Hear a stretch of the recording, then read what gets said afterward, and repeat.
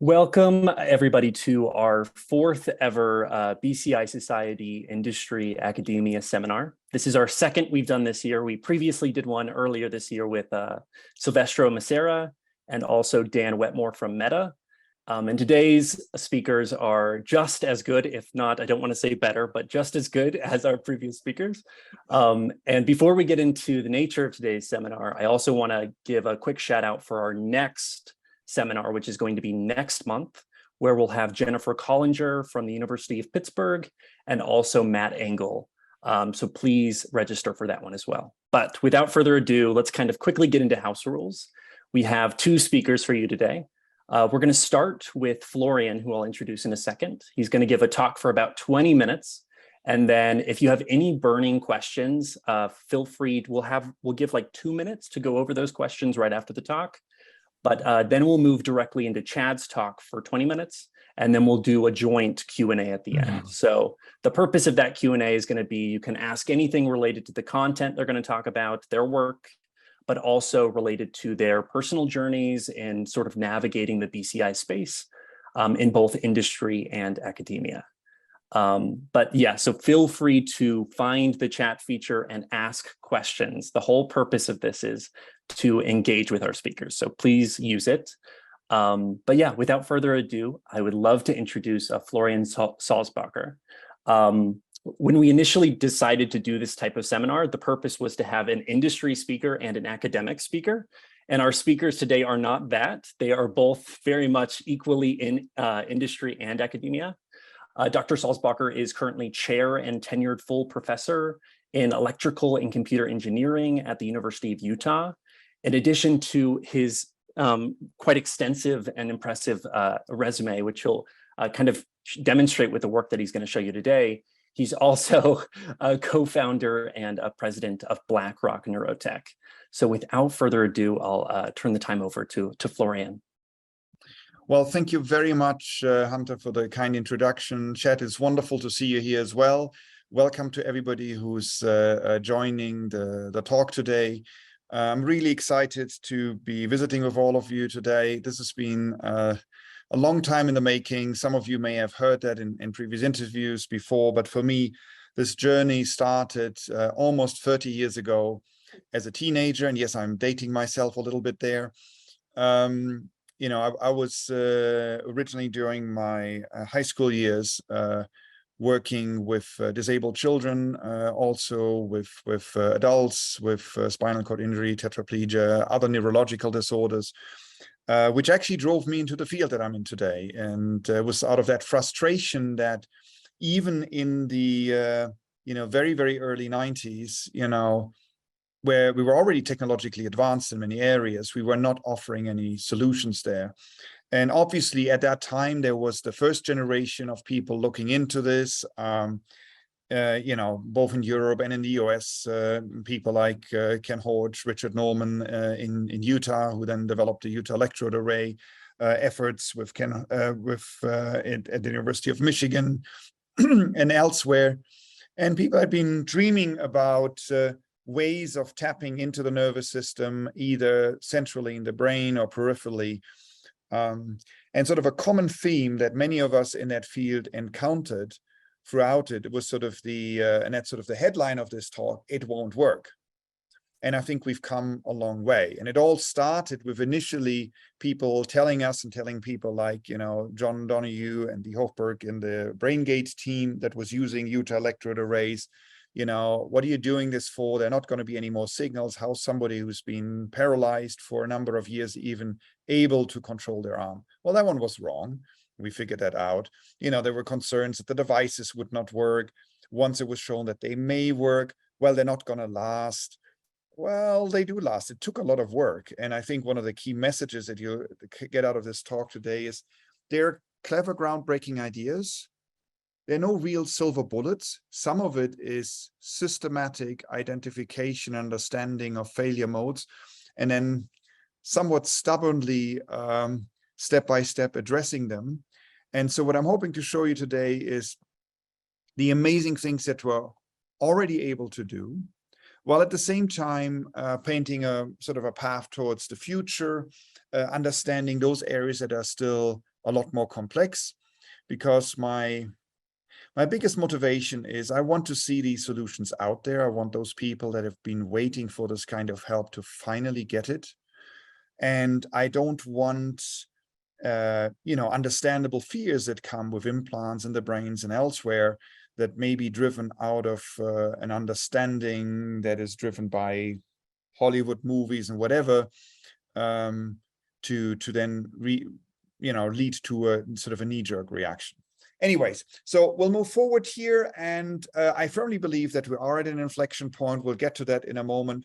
There are a few indicators that seem to show that we may be on the same track that the Human Genome Project and others have been a few decades ago. And so I really think we're approaching a golden age here for generations of people and companies to provide new solutions and creating a new leg to stand on for people that need those solutions. So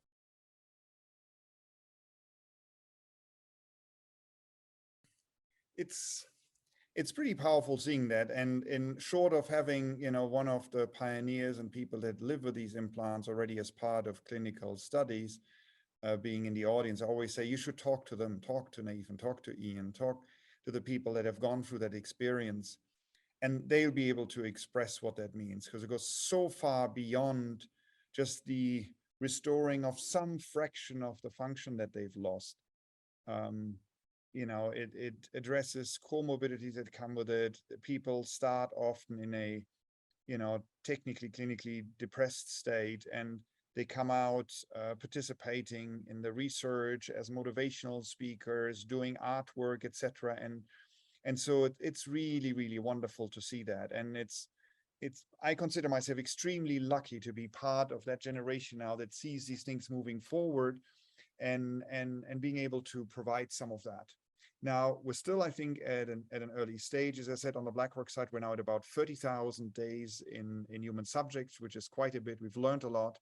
And there are a number of players that are now following up. And, we've done so many different things from graphs. You may be aware, there's a group at Stanford that did forward to text, very, very important as well.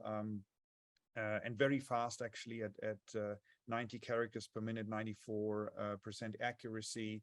The sensory feedback, very, very important in terms of the tasks that are being done in helping create independence and more control over their lives. And we're really grateful we're part of this ecosystem and that community where we sort of provide tools and people go out there, and, Chad and his team were some of those that, worked with Ian and were extremely successful, even saw rehabilitation effects in those patients. And so this is what is possible. What is not possible is reading your or my thoughts. The intention of me I would like to speak, I would like to move my hand with very, very high resolution and robustness now over years, in the longest time, over 8 years. That is possible, but we're very far away from really understanding what's going on in the 55 billion neurons plus in the human brain. I'm going to skip this one here now. These are sort of individual patient statements as to what it means to them, just in the interest of time here. But what I want people to understand, that these are also platforms. They're not single products.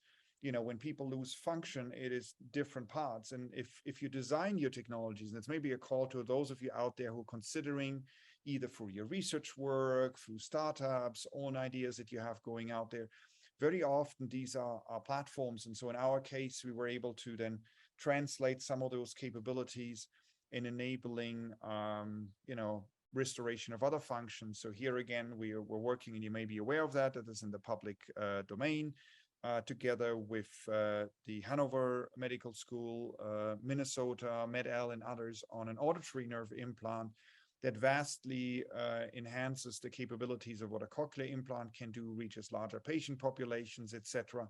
Again, based on a very similar platform of, electrodes, electronics, surgical tools, etc., understanding the workflows. And so we're really driven to get these things out there. What is important is all of this is use case dependent, and you need to understand that these solutions are complex. It is not one electrode or one ASIC or one this or that is sort of is a miracle cure. You have to start always with the patient, their needs, their requirements.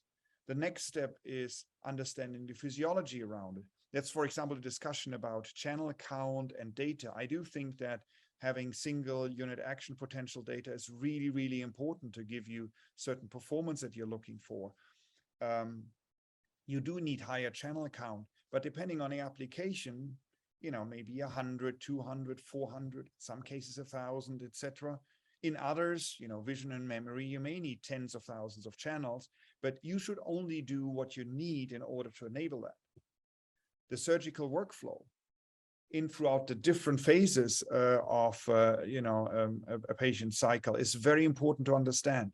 If you come up with things that are orthogonal to how the workflow goes, or where you have to train new generations of clinicians in completely new processes, it'll take you a generation. Why do you think it took cochlear implants 20 years to go into big volume? They had to train, they had to disseminate it into clinics. If you go out and you can make sure that you can leverage as much as possible of what's out there, now you're reaching people quickly. And it goes into all the different areas. The software very often it is the same with your smartphone. Most people have no idea what's inside and what is enabling that. What you experience, however, is the user interface, and is it intuitive, and does it create value? So again, as a community, we need to think in the context of all of that. And then finally, it's the reimbursement side that is just as important, because somebody's got to pay for it. So you need to design to cost. You may want to make a case, spinal cord injury patient, or late 20s, early mid 30s, creates about $3.7 to $6 million in cost over their lifetime that is borne by their insurance, their family, etc. You could make a case, if you can cut that in half, such a solution should cost hundreds of thousands, if not $1 million. But honestly, I think we're better advised to make sure it's accessible to as many people as possible. Make sure it's more like a cardiac pacemaker or maybe a cochlear implant, and make sure that some people, maybe employers can pay for it, or people can even self-pay for these things. This one I've already talked about. The applications I've also mentioned. There's immediate impact to restore function in severe niche cases. You always want to have something that is like a beachhead population. You're starting with people that really have no other solution. But eventually you do want to be able to transition to something where you're not a last resort, but you're the first resort. And so you broaden the use cases and then make it a platform for a large array of neurological disorders. There are a number of players in here. Again, that is one of the indications that interest in brain-computer interfaces is growing and skyrocketing. Actually, that one's gone up in terms of the investment. And I think it's wonderful. I'm very, very happy that there are more and more players entering the field. I think it's great for the patients, that different solutions and use cases out there. And just think of yourself, if you're in a situation and you need a solution, and there's this one obscure company that offers one product, if nothing else helps. That's a lot more scary and dodgy than, your clinician saying, by the way, oh yeah, and you're going to need a BCI. Well, there's companies A, B, C, and D. There's a green, a yellow, a blue version. Which one would you like? These are the advantages and disadvantages. You'll be far more prepared to try this out because it's a more common solution. Just like cardiac pacemakers, 50 years ago was a really big deal. Today, it's almost an ambulatory procedure, and people still say, oh, wow, you got a pacemaker. But it's no longer something that creates a stigma or is a major issue. And I think over the next decade or so, we'll be heading there. It's important to understand, I've mentioned that before, that it's including a lot of different components, electrodes that come in all sorts of different shapes and forms, the electronics that come with it that are customized and benefit from the scaling that we've seen in other areas. There's one component that I really wanted to point out towards the end of the talk, and that is regulatory and ethics considerations. As I said, regulatory pathways is something that you need to, and we are all working closely with the FDA and regulatory bodies in other countries. We need to understand that they're learning as well. and you need to see them as a partner, not as a gatekeeper. If you do that, you can accomplish an awful lot more, help each other, costs a lot less, and understand they're in a business of helping people, but they want to make sure that they're an independent agency that makes sure you're not overlooking anything. And so the more you can educate them and work together, and that's what we've been doing over the last decade, the better it is. Finally, responsible dissemination. I think it is time, and that's why we sort of started an external advisory ethics board that is independent. I think it is time for us to start that discussion and figure out what the underlying fundamental principles and guidelines are that as a society we want to apply as we disseminate these technologies. We do not want to fall into the same trap as the social media, where everybody embraced it as something wonderful and exciting.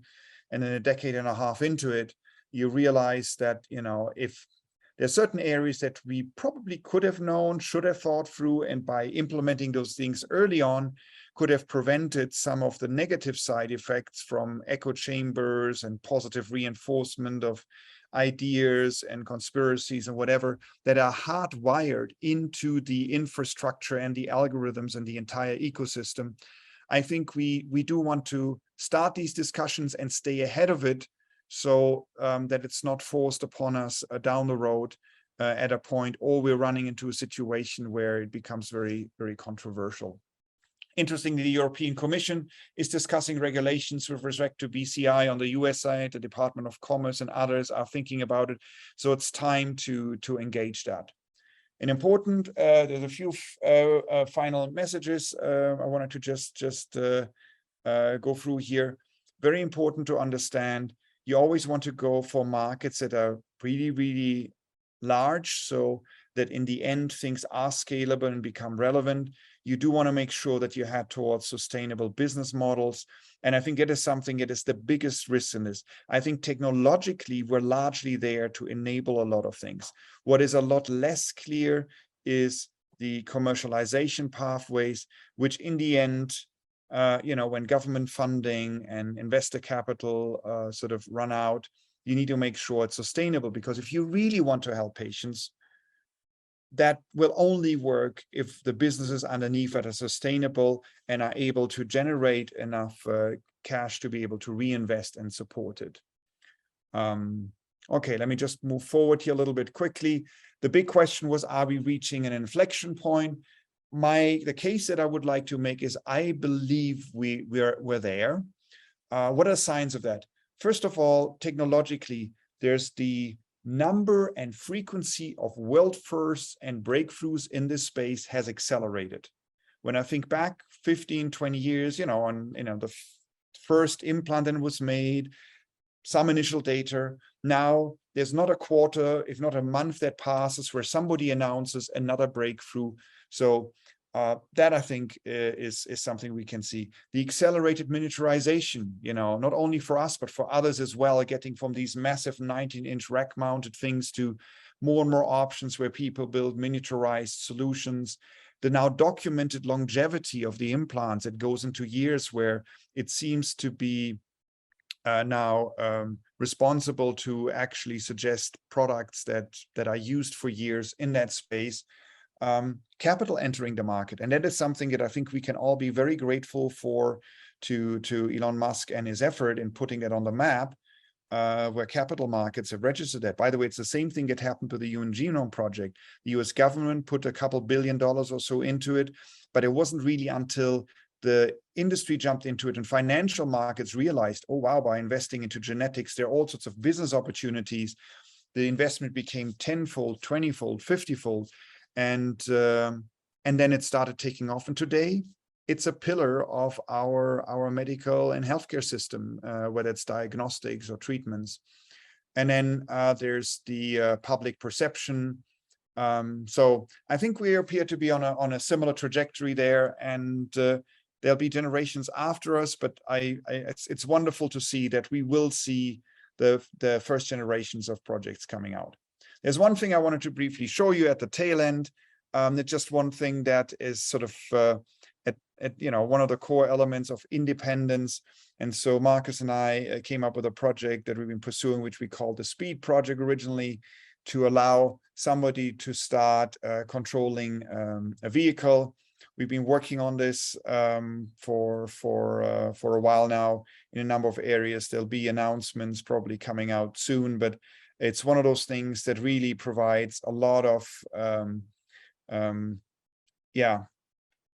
a lot of mobility and independence back. And interestingly, when you talk to the people with these implants, yes, you can get into an Uber, or you could, if a car is completely autonomous, press a button, but it's about having some level of control and doing that yourself. And so the hope is that we'll still see somebody race a car in the salt flats. And in the end, all of this is about the interactions between people and helping each other and getting back to that. So I was rushing through that a little bit. Thank you very much for the attention. We'll gladly talk through technical specs as well. If there's any urgent questions, I'll answer them. Otherwise, I look forward to a shared 20 minutes with Chad about this entire field, whether it's questions about career paths, industry, challenges, etc. And I think we're at a point where we can finally move forward and say it absolutely is working, and it'll be part of what mankind is going forward. Thank you very much to all of you, and thank you for your attention. Thank you so much, Florian. A lot of really interesting stuff there that I think a lot of us are keen to get into. But because I don't see any immediate questions, we'll move on. I encourage everybody, if you have any questions for Florian, feel free to put them in the Q&A. We'll start to kind of work through them and answer them in the joint Q&A at the end.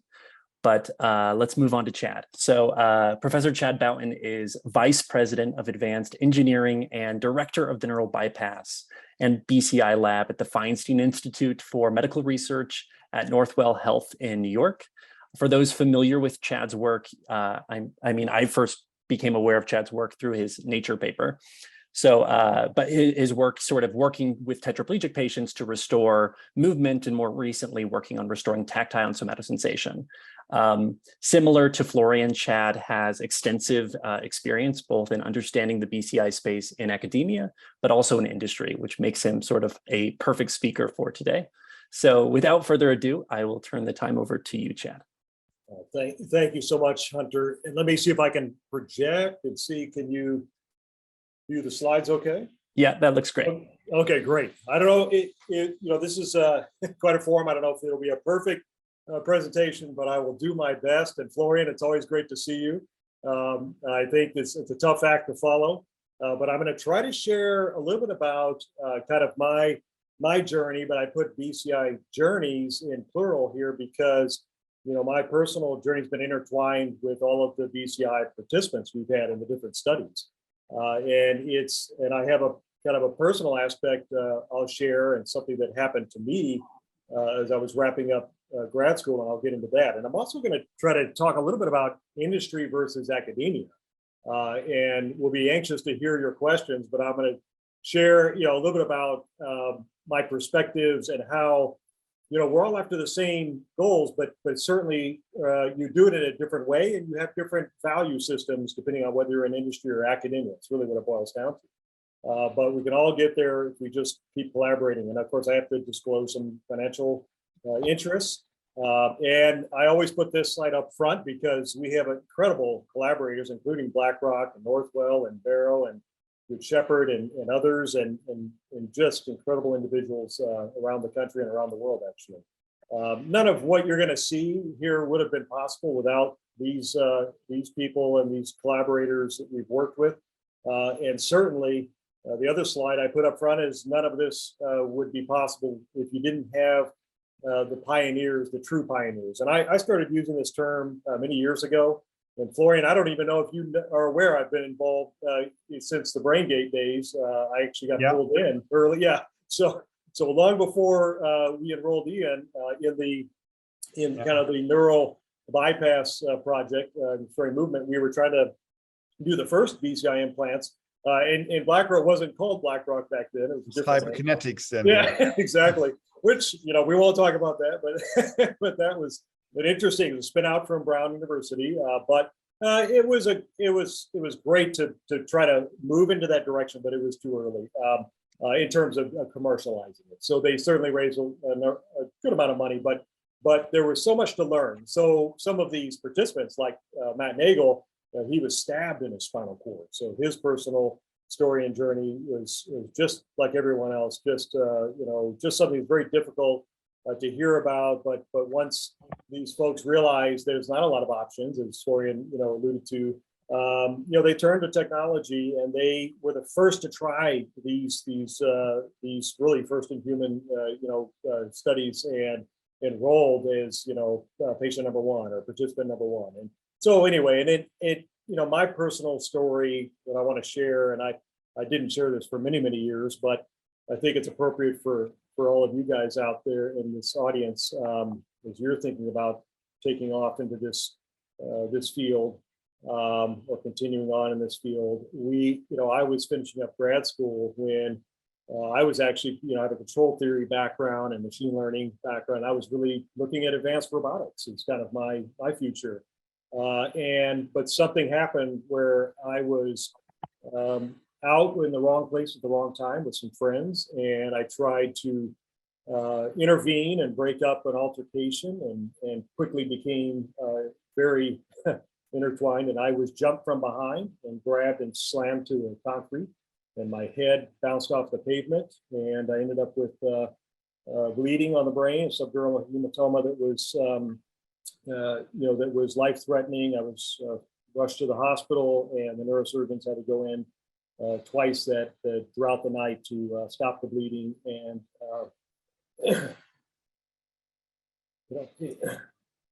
it was very difficult. And I went through a lot of therapy. I had aphasia and couldn't speak at all. Went through speech therapy, physical therapy, every kind of therapy there is for months. But I was lucky. I was extremely lucky, and mostly had a full recovery. I still had headaches for a number of years. I still get them if I work too hard, which is almost every day ends in a headache. But you know what? I'm alive, and I made through it. Made it through, and but many of these folks you see, and we're going to see throughout these slides, and some of these stories have not been so lucky, and they're looking to still regain independence, be able to feed themselves, be able to groom themselves, do basic things that we all take, all able-bodied folks take for granted. So I had a tiny taste of it, but it made a real complete shift, and I ended up going in the direction of the medical field.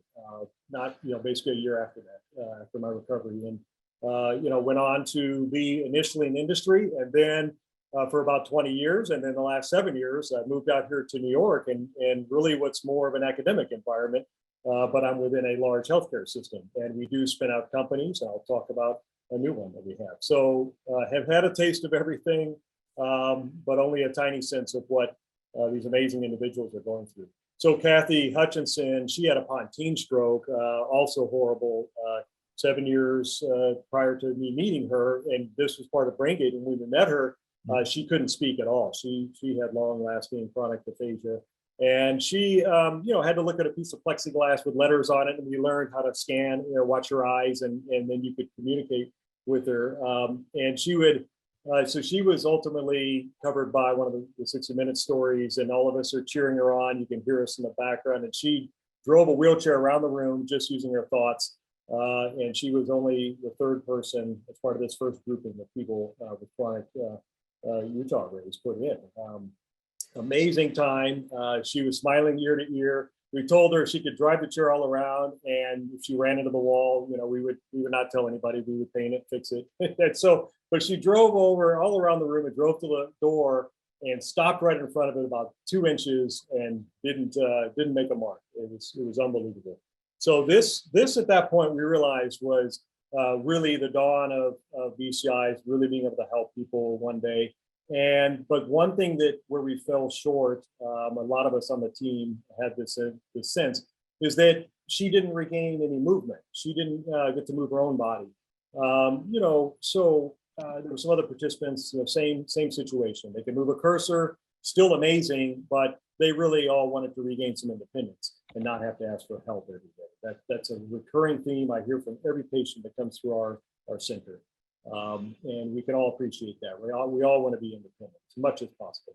So we started the neural bypass program in Ohio. I grew a very large group I was at Battelle for 20 years, and we raised a lot of funding for this. And then we reached out to Ohio State and their surgery department, asked if they would like to be involved in planning these Utah arrays, working closely with Blackrock, of course, as well. And we did the first in human study, first time that we were able to restore cortically controlled, so controlled by thoughts, actual hand movement. And you saw the videos Florian showed where Ian was able to not only pick things up, but he could play Guitar Hero. I'll show you a quick clip on that. But we called this a unidirectional neural bypass. So in the BCI world, this had not been done. And maybe about 1 or 2 years later, the folks, our friends up in Cleveland, they were able to show something similar about with a robotic assist or a mechanical assist of the arm movement. For us, we were able to restore both arm and hand movement through pronation, supination, and wrist and finger movements. And no one had linked, a BCI in real time to muscle activation. And there was a lot of challenges. And in fact, I'll show you, watching this video, you see how Ian's playing the guitar hero there. The team was like, oh, we're gonna, let's try guitar. And I said, oh, that seems kind of like, playing video games. But then they said, yeah, but we can track response time and statistics. And I said, okay, well, you had me at statistics. So we moved on, and he did an amazing job. And you really could track all that. But we ran into a major problem. I'll just mention briefly. And you guys can all, you don't have your audio, but you can guess and maybe type in the chat box. But well, when Ian went to pick things up, every time he would pick something up, he would go to translate and move that object somewhere, say like this cup of water, and he would drop the object every single time in the beginning, as we were trying to decode his activity in primary motor M1. And so we spent years developing the machine learning and improving it, but it just could not handle this situation. And so I want you all to kind of take a guess. So what do you think the issue was? Why would that be, and what would be so difficult, in trying to maintain that grasp and translate? So maybe think about that, and maybe if we, later we can talk about your guesses. Or if you have something, you type it in the chat box, and these guys can tell me. But then I'll do one more thing, a little experiment. Is I want everybody to get an appreciation of what it took to get these fingers and these rhythmic movements. So take one hand, and if you can, if you're able-bodied, take the other hand and touch your hand and start drumming your fingers. Or you can do it on the table or whatever you have around you. But drum really fast, really fast, really fast. Now stop, and now reverse directions, okay? And try to drum in the opposite direction. It should feel very awkward. Okay, Hunter, I can see you. So are you trying? Okay, raise your hand if you're doing pinky to index is the faster. Okay, how about you, Hunter? Florian, what are you? Are you pinky to index or index to pinky? You want to see what's your fastest direction? Thumb to pinky is faster for me. Oh, really? Interesting. Yeah. Okay, you're really in the strange, odd group. Because that's 85%. Yeah. What are you, Florian? Are you going pinky to index? I'm conventional. You're conventional, yeah. 85. Yeah, you're in the normal group. Okay. Well, once I'm normal. Normally I'm not. I'm usually in the geeky weird not normal group. But yeah. I always harass people, but basically 85% of the population does pinky to index. And you're like, what does this have to do with spinal cord injury? What does it have to do with restoring movement? Well, it turns out that only 15% of people do the opposite. And we think that it has something to do with initiating grasping and engaging an object and, kind of feeling it out with the pinky and then securing with all the other fingers. It could be, it may have just been a fluke, but we do know these rhythmic and these coordinated movements are coordinated in the spinal cord, which has 10 million neurons. And we know that scratching is a rhythmic movement, also controlled by central pattern generators in the spinal cord. Amongst these, they're called interneuronal networks within the 10 million neurons in the spinal cord. So it's like it's computation as you coordinate hand and leg movements. There's real actual computations happening in the spinal cord. So what we did is we created our own neural network. We emulated the spinal cord in terms of rhythmic, and Ian could do not only individual finger movements, but he could do riffs and rhythmic type movements with his fingers. And those were two different ensembles of neurons we discovered in primary motor that light up depending on which type of movement. It could be exact same joint like wrist, but it totally depends on whether you're going to do a static deflection of wrist or fingers or whether you're doing a rhythmic or dynamic. And we published, after the Nature paper, we had a series of papers on those topics as well. Really fascinating. So now, I don't know how many minutes I have, probably what, about another 10 minutes or something or less.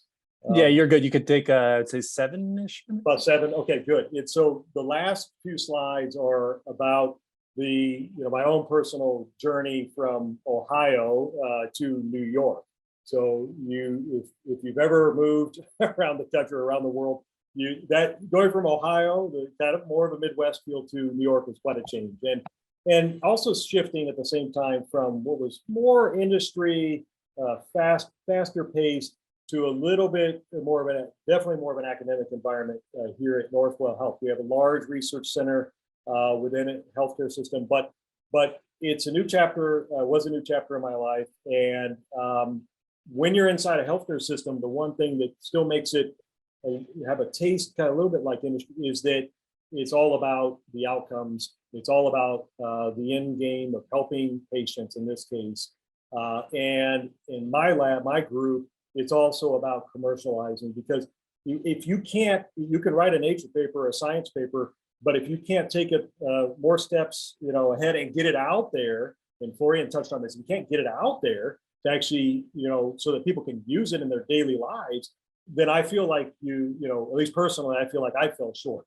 Now, everybody's different. Some people, they want to stay deep in the science and write those high impact papers or write the papers, which are also critical for this entire field, right? Because we build on that science in those papers. But my personal feeling in our group, we like to take it all the way. And that fits well within the healthcare system, because everything is about our mission to help the patients regain function and independence. Okay, those are the key things. Now, adding the sense of touch is part of that. So we're trying to, within the lab, we now have FDA clearance to do a very ambitious study to hopefully be another first, where we restore movement and the sense of touch in the human hand at the same time. So we've had some really cool things like Pittsburgh and other great groups have done, incredible groups have done work in restoring tactile sensation, but using a robotic arm to kind of, pick the objects up and manipulate those objects. We hear consistently from all of our participants that they want to move their own arms, preferably, if possible, and if they're not an amputee and so on. And so we really focused on that. And then I'll show this quick video, and I'll jump ahead. But the goal is to actually put 5 Utah arrays, 5 cortical implants, 3 in sensory, 2 in motor. And we have full clearance on this now. So 5 in total, and we will actually pick up tactile sensation or pressure levels at the fingertips and those little thin film sensors that you saw. We've developed some custom technology. Then we'll put the implants in M1, S1. That's the somatosensory right next door. We have now done mapping, you'll see in a moment here, to precisely find where the fingertips are, in fact, as well. They're a little bit deeper, but I'll explain that.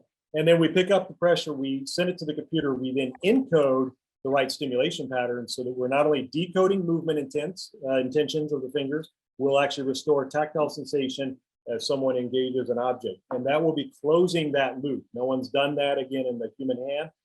We expect similar decoding challenges. The answer to that question, and maybe I shouldn't give the answer, but I'll give a hint, is that when someone grasps something, and they start to translate, there's additional ensembles of units or neurons in the brain that get activated because of translation and additional joints. But there's also a activation of a group of neurons that get deeply modulated by maintaining grasp and also at the point of letting go of an object. It turns out there's a higher level command series. So we had to learn all of that. We use something called nonlinear blending in our decoding. I won't go into that, but we're also doing minimally invasive stereo. We just finished a big study and published this in Brain Stimulation, a very well-known journal. And in this, we actually not only decoded fingertip movement, more precise movements than ever before, but with these minimally invasive electrodes. Stereo electrodes are only about 1.8 millimeters in diameter. And so we go through a 2.1 millimeter hole. And we went into, we were actually able to map and stimulate and record from the sulcal wall, so the central sulcus between M1 and S1. And we found some remarkable things there in terms of being able to decode much more accurately than I anticipated. I thought that we would not perform anywhere near as well as the Utah array, but it turns out it was very comparable in many situations. And we also were able to stimulate so that people reported focal sensations at their fingertips, which had never been done in this way as well. So hence a couple, actually there's several new publications, 3 big papers came out on that. And then just very quickly, the other goal of our group and part of this whole journey is to promote neuroplasticity. Florian and I and all of us in this field are very big proponents for BCI because there's cases like ALS, pontine strokes or brainstem strokes, spinal cord injury, higher level spinal cord. These are cases of locked-in syndrome as well, where these are severe cases, they're chronic, and BCI is going to be the only way to really open up these new avenues of independence.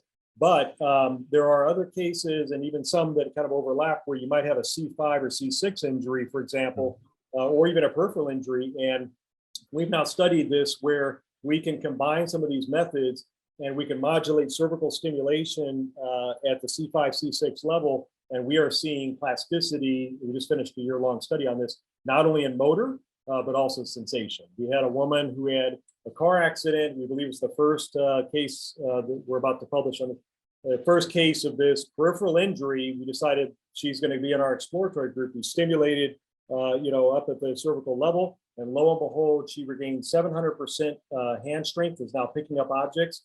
She's passing all of the standard clinical manipulation tests, like threading nuts on bolts, and she was failing all that before, and now she's regained all of her sensation in her hand, which that was, we didn't expect either of those results, but very remarkable. So we're combining STIM with this electrode array we've developed, and this is part of our spin-out company I'll talk about. And then we also had the sensory I mentioned. But we want to make all of this available outside the lab. We've had every participant we've ever had in the study for 25 years and all asked, can they take this home? Can we somehow get this outside the lab, take it home? And so we've been working extremely hard on this and developing these transcutaneous stimulation patches for muscle stimulation and cervical targets. We spun out a company called Nuvotion, formed in 2019. Nuvotion is solely focused on restoring independence and working with a BCI, or there's a mode that you can do without a BCI. It doesn't let you get individual fingers for that, but you're going to see in a second, it allows you to feed yourself, groom yourself, and it uses AI that's built into the thin patch. Like I have a nurse. This woman had a stroke. Very comfortable. She thought it was comfortable. She loved the device. This guy was a gunshot victim. He's brand new this past year in our study. She could not open her hand. We couldn't pry her hand open because of her hypertonicity on the flexor side of the stroke, which is very common. So my mother-in-law had this issue. Watch this after 3 seconds of our, what we call focal stim on our thin patch.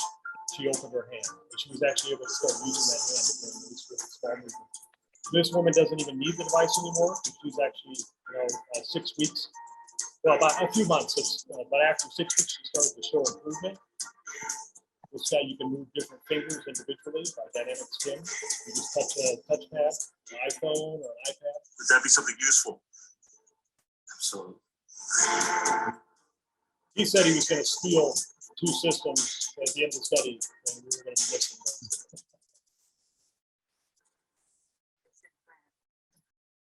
She really wanted to take it home too. It's like this is what kind of gets me super excited. And I know Florian too. It's like, this is what we have to do, is you have to keep pushing this, and pushing the frontier forward, and then also trying to get it outside of the lab and all the way to the market. Now that's where I agree, you work with the FDA very closely. You've done that for many years. They're not trying to hold you back. They just want to make sure that everything is going to be safe. Our next steps are to combine BCI and some of these patch stimulations, not only for fine control of the fingers, which we've proven now, and we want to show it commercially. We're partnering on a number of efforts with BlackRock and others, and Good Shepherd, and they have about 90 locations in Pennsylvania and Barrow, and Florian and I have been talking about even more collaborations because it's time. We're at that inflection point. I completely agree. It is time. So we want to also expand our patient advisory board. If anyone has a family member or a friend, please send us this way. And I'll mention we're hiring because this group, maybe now or soon be looking for opportunities. And we're hiring not only on the academic side, but the industry side, both the spin out and within our lab here at Northwell, my lab specifically. And so I hope that gave you, just a very, kind of a brief taste of the journey that the patients have been on and that we've been on as researchers and as technologists, and where a little sense of where this is going. It's getting very, very exciting. Thank you so much. Thank you so much, Chad. For anyone that has questions, now is the time to start to throw them in the chat. It can be in relation to either the talks or general sort of questions about either of their advice for entering the industry. I did want to say Ian Burkhart is in the chat, and his answer to your question, his answer to your question about why Not allowed. But I did want to shout out, I believe Ian, there is an event, Who Are the BCI Pioneers and Why, where Ian is a speaker, happening next week. So if you're interested, the BCI Pioneers Coalition is doing this event, and it looks really good. So check it out. What was Ian's answer? What did Ian say? He said a stimulation artifact. Stimulation artifact.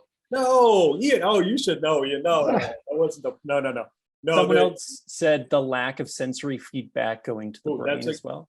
Yeah, that's a good guess too. So Ian, I'll remind you, we were able to extract the artifact. There was always a little bit there, but no, that wasn't the dominant issue. The issue sensory, we did think possibly it was that lack of or even a little bit of proprioception, because Ian has a little bit of that, if you don't mind me saying, Ian, but a little bit of tactile on the back dorsal side of the thumb, and also a little proprioception. But it wasn't any. It turned out the dominant issue in changes in the actual brain patterns that really threw off the decoder was the shoulder activation, and also just that translation. We have mirror neurons that modulate significantly when you just think left, right, up, down. You don't even have to physically do it. You can even just kind of think general directions. It has to do with tracking things and catching and predicting where things are going. And so anyway, it had to do with that. So we had to gather static, grasping, and dynamic. And Ian, you might remember, so we took a lot of data on both, and then we blended those together, and then we did a nonlinear, at that time, a nonlinear SVM. We now do neural networks in LSTM, which is a lot more, even more effective. But yeah, we had that was the reason. So I'll start us off with the first question, which I think is for both of you. Florian, you talk a lot about sort of the extensive value chain of technology with BCIs and sort of the complexity of what goes into a BCI. And I think both of you sort of introduce how the field is expanding. Mm-hmm. I think for a lot of PhD postdoc trainees, some good advice for everybody is understanding sort of what skills are most desired in the field as it expands, and where do you foresee sort of where these sort of growing need-based areas are. Yeah, sort of taking a stab at that, and it is actually true for many areas. I think what is important is to always combine sort of depth in a specific area where you become the subject matter expert and the one who actually solves the hard problems, but you can't do so in a vacuum anymore. You have to absolutely have at least the grasp of the system engineering challenges, and actually really want to start with the end user and all the people around it and that workflow. And so understanding those complexities are important, trying to learn at least part of the languages of those people and understanding their priorities, as I said, from the neurosurgeon to the neurologist to the day-to-day rehabilitation caretaker, etc. Start by listening to the patient. I mean, even to me, Chad will remember that the 2018 workshop at the Society for Neuroscience, where Ian and others were there, we put, there were pioneers, patients on stage, And it wasn't the professors and surgeons and students talking. I said, well, I want to hear from you guys. What works? What doesn't work? What's the problem, etc. And in some cases, they have a very different perception. So areas where as an engineer or as a community, we saw major hurdles, they were like, oh, don't worry so much about it. I can live with that. Other areas that we had sort of parked as, I don't think this is really that important, they go back and say, you really need that. And so I think the important message, if you want to go into that field, is make sure that you work in teams or with teams that give you the opportunity to not just be pigeonholed and sort of once a year at a conference present, but you want to make sure that ideally what you're working on is part of a larger system that needs to do something. So often large NIH UG3 projects, large DARPA projects that sort of really need to get something into a patient or show something there are the ones that help drive that. And keep learning. Also understand that, the PhD is a little bit like your black belt in the martial arts. It gives you a license to sort of go on your own, but it's really just the start. I know more now than I did 10 and 20 years ago. I've got mentors that are 20 years my senior. They've got a lot more experience in some areas. And so keep learning, keep being open-minded. And I think sort of the last sort of important message is to not fall in love with your specific solution necessarily. You can fall in love with your mission, but there may be other ways. There was actually even a question in the Q&A, about, for example, tissue engineering, regenerative medicine, or whatever.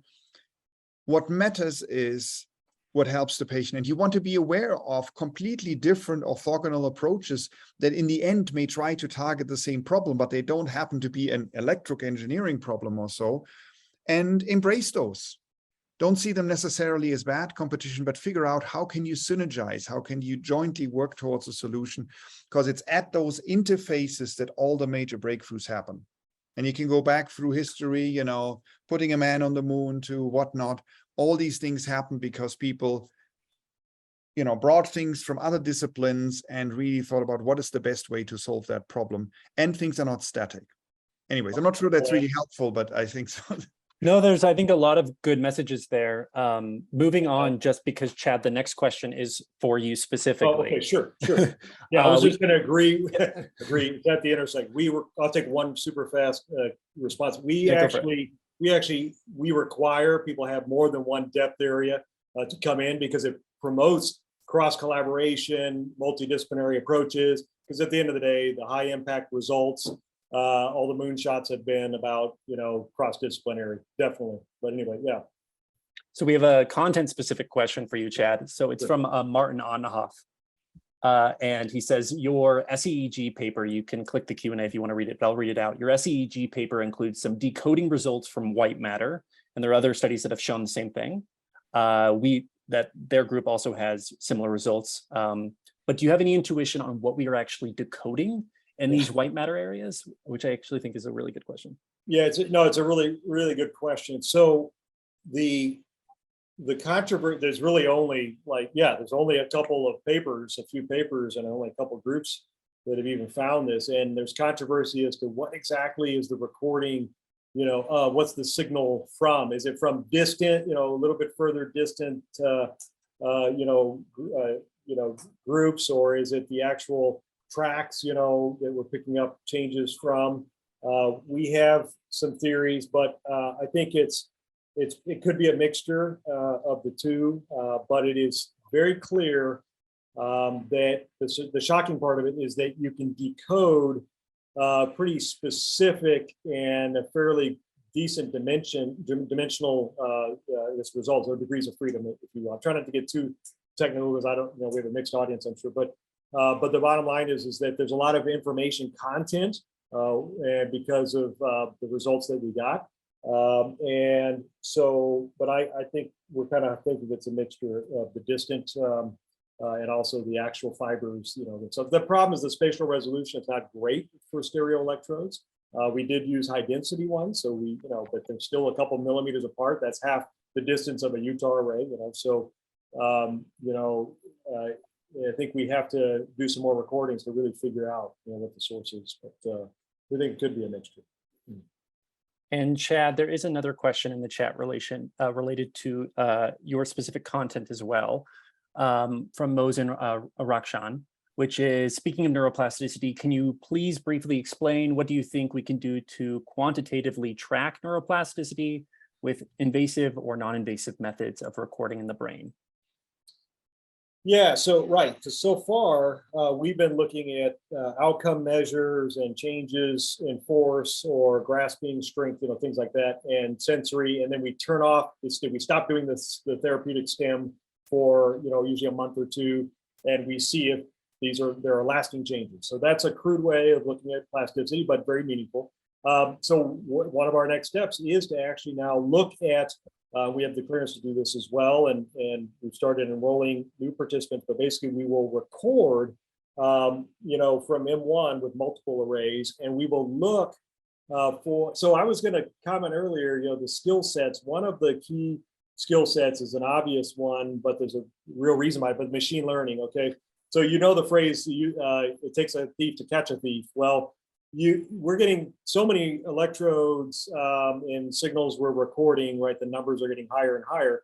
And so to do any kind of decoding, or actually to understand any kind of changes in these modulation patterns, you have to pretty much do decoding and look at things with some pretty sophisticated methods. You can't just look at individual units anymore.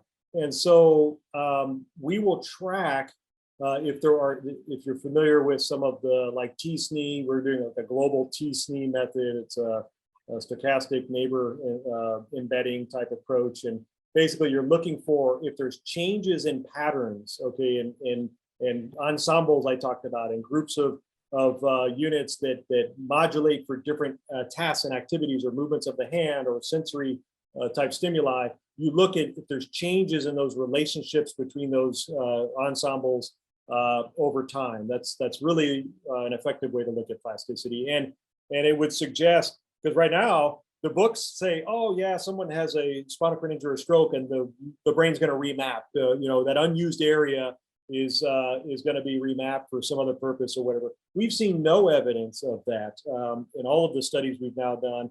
Not saying it's definitive, but we just haven't seen evidence, because even Kathy, she was 7 years post stroke, and yet we could ask her to think about all sorts of specific arm and hand movements, and within a couple minutes she could do it and achieve very repeatable patterns. And she, it was like she never, nothing ever happened, in terms of remapping. So our philosophy is, or our theory is that there's not massive remapping, and it's like riding a bike.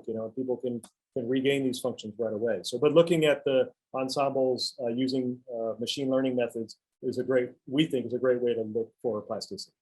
Yeah, I think we'll do two more questions and then we'll finish up. So one more content specific question and then a general question.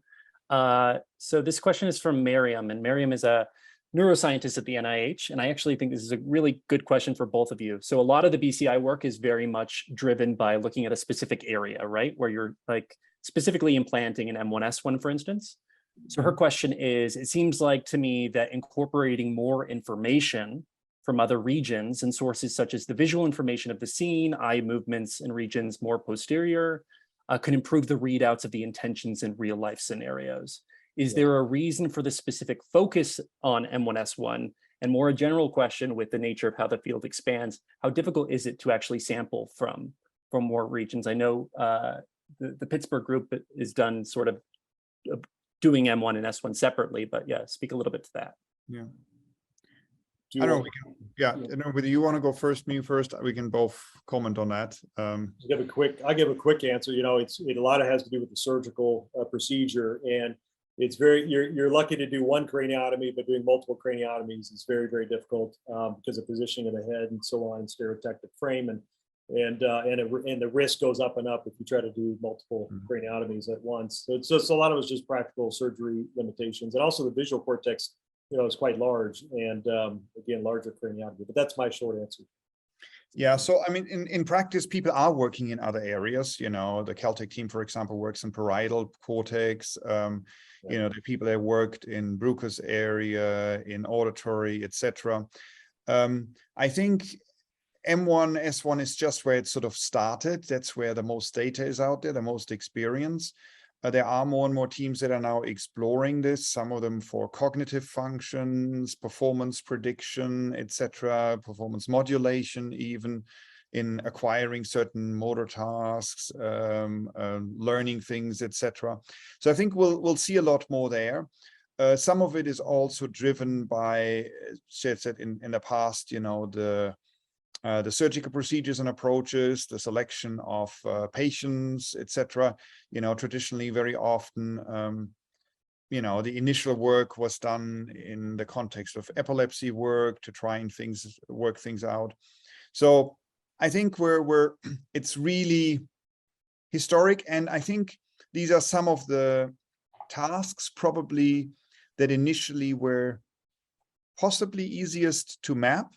You know, something like a simple motor function. Well, it's not simple, they're very complex, but, you know, the trajectories that come with it, but grasping something or, you know, moving something, a sense of touch initially, and then increasing the resolution there.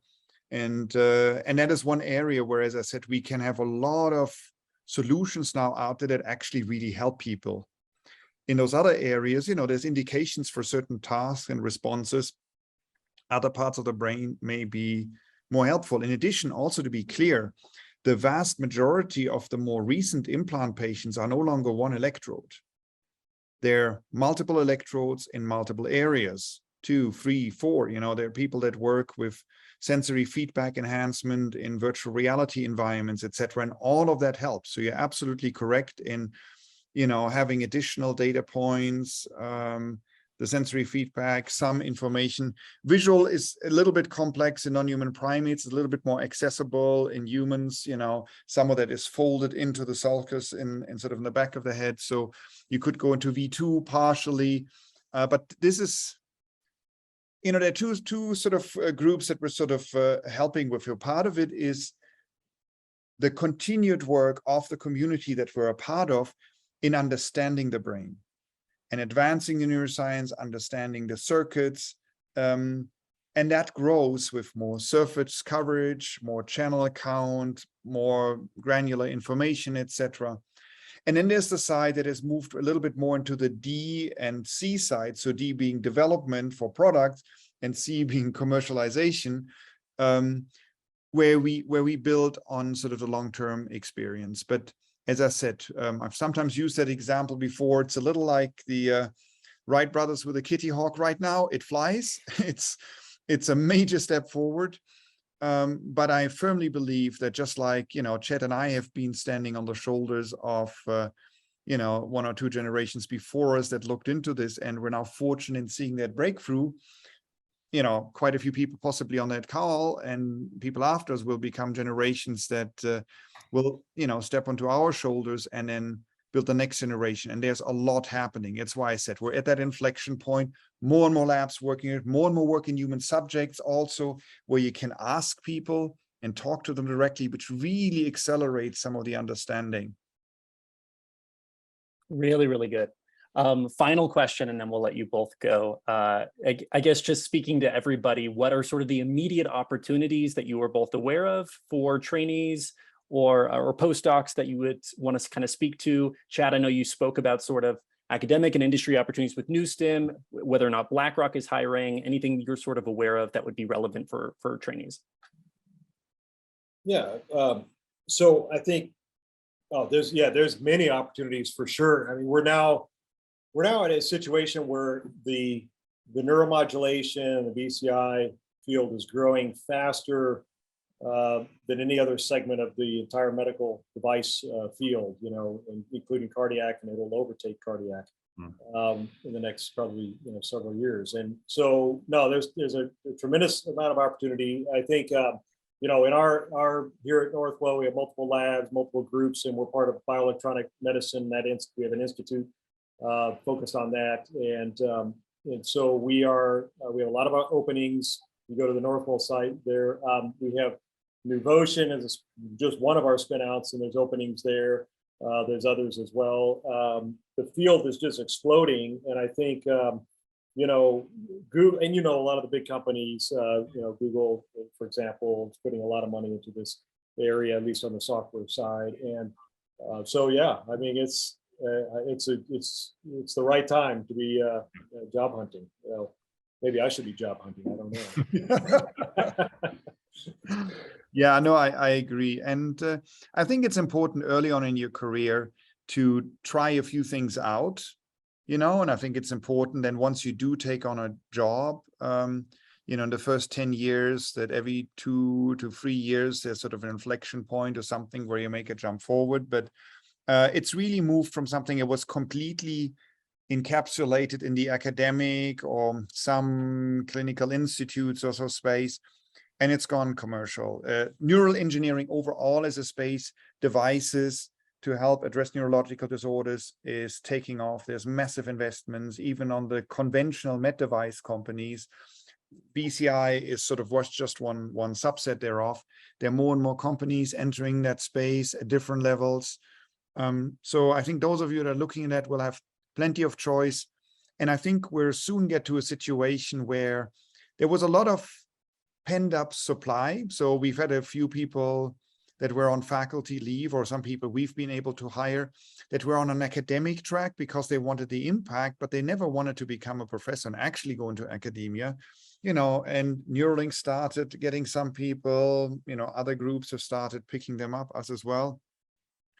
But I think if it keeps accelerating, eventually we'll have a scarcity there, which is great for those of you that are looking for jobs because you can drive up price and your contractual terms. But yeah, within reason.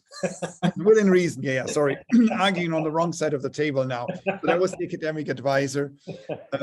You want to make sure you don't overdo that, because of course, the higher the package, the more the expectations. But go into a field that is sort of growing, it'll allow you to make mistakes, is what we all do. But if you go into a field that's consolidating, it's much harder to advance. And if you make a mistake, then the punishment or the consequences are much more severe.